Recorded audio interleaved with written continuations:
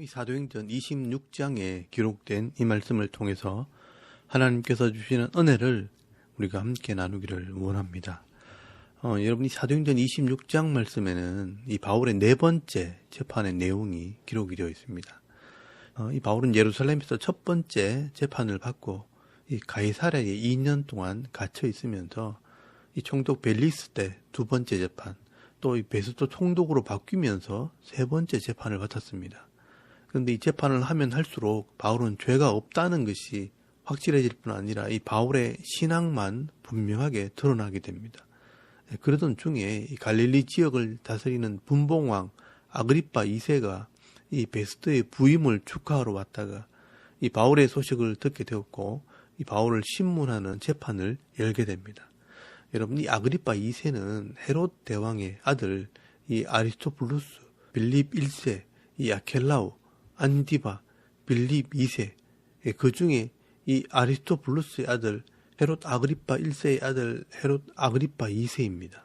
정확하게 이야기하면 헤롯 대왕의 증손자입니다. 이 아그리빠 왕은 헤롯 가문의 아들이기 때문에 로마인이었던 총독 베스토와는 다르게 유대인입니다. 이 총독 베스토는 로마에서 임명을 받아 파송된 로마 사람이지만 이 헤롯 아그리빠는 유대인으로 왕이 되었기 때문에 유대인들의 신앙과 이 관습에 대해서는 누구보다 잘 알고 있는 사람입니다. 그래서 이 바울은 이 헤롯 아그리빠에게는 자신의 죄를 변호하는 것이 아니라 바울이 어떻게 정통파 유대인으로서 기독교인이 되었고 어떻게 예수를 전하는 사도가 되었는지 간증을 하면서 이 아그리빠 왕에게 복음을 전하게 됩니다. 이렇게 법정에 서서 왕에게 복음을 전한다는 것은 엄청난 용기와 확신이 아니면 불가능한 것입니다. 여러분 2절 말씀에 보시면 이 아그리빠가 바울에게 변명하라고 할 때 이 바울은 아그리빠를 잘 알고 있다고 이야기를 합니다. 아그리빠 왕이여, 유대인이 고발하는 모든 일에 오늘 당신 앞에서 변명하게 된 것을 다행히 여기나이다. 특히 당신이 유대인의 모든 풍속과 문제를 아심이니이다. 그러므로 내 말을 너그러이 들으시기를 바라나이다 라고 말씀을 합니다. 이 바울은 아그리빠 왕이 유대인들의 신앙과 이 문화를 잘 알고 있기 때문에 설명하기가 너무 쉽게 되었다는 것입니다. 그래서 이 바울의 상황을 좀 이해해 달라고 설명을 하는 것입니다. 그래서 이 바울은 내가 왜 유대인으로서 유대인들에게 고소를 당하고 죽게 되었는지를 설명을 하게 됩니다. 여러분 4절 말씀에 보시면 나는 유대인으로 자라났고 특히 종교적으로 바리새파라는 엄한 가문에서 공부를 하고 신앙생활을 했다는 것을 설명을 합니다. 그런데 이 유대인들 중에 이 바리새인들이 나를 죽이려고 하는 것이 아니라 이 신앙의 컬러가 다른 사두개인들이 나를 모함한 것이라고 이 바울이 설명을 합니다.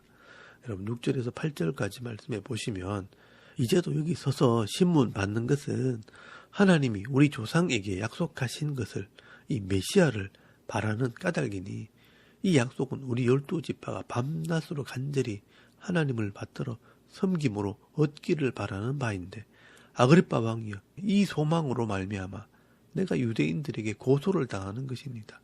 당신들은 하나님이 죽은 사람을 살리심을 어찌하여 못 믿을 것으로 여기나이까 라고 말씀을 합니다. 여러분 여기 우리 조상들에게 약속하신 것이라는 것은 이 메시아 구원자를 말하는 겁니다.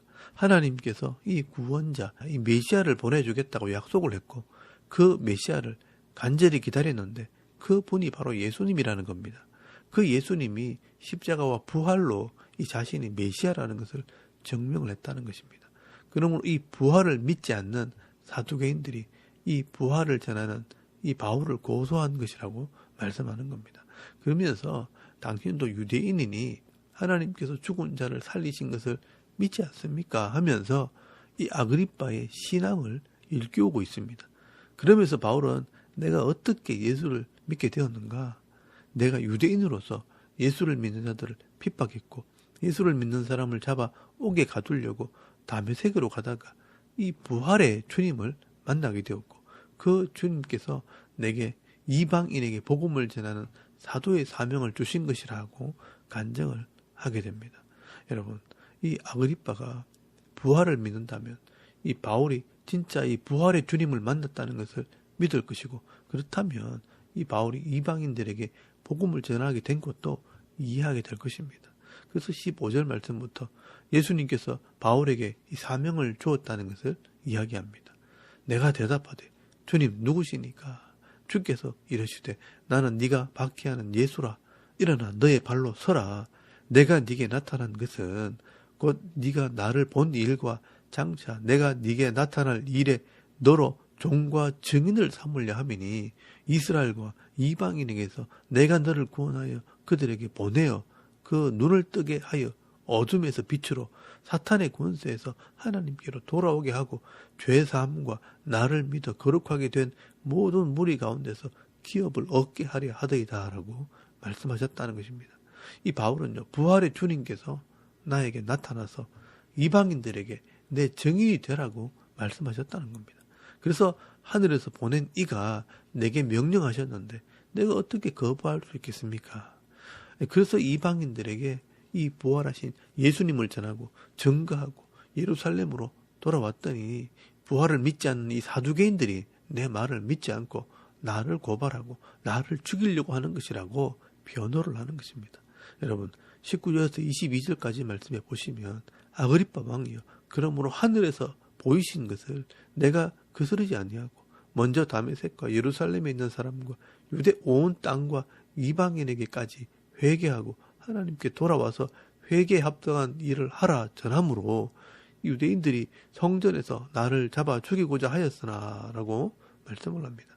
그러므로 이 바울은 내가 이 로마의 반역을 꾀하려고 한 것도 아니고 유대인들에게 신성 모독죄를 지은 것도 아니고 내가 전하는 이 예수님의 부활 때문에 모함을 받아서 이런 재판을 받게 된 것이라고 이 상황을 설명을 하게 되는 겁니다.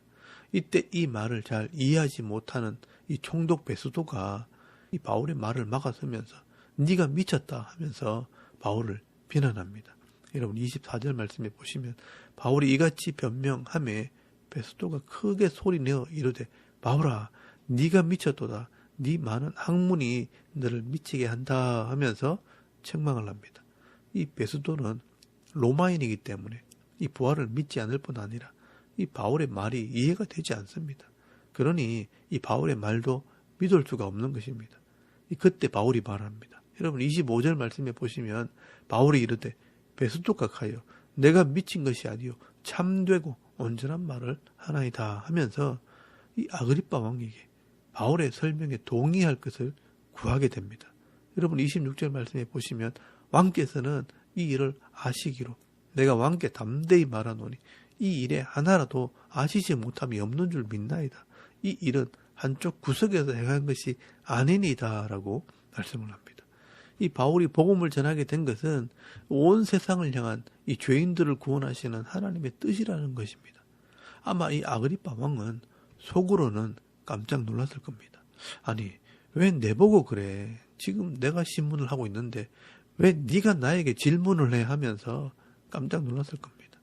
그리고 이 아마 아그리빠 왕은 이 바울의 말에 대답은 안 했지만 다 알아듣고 이해를 했을 것입니다.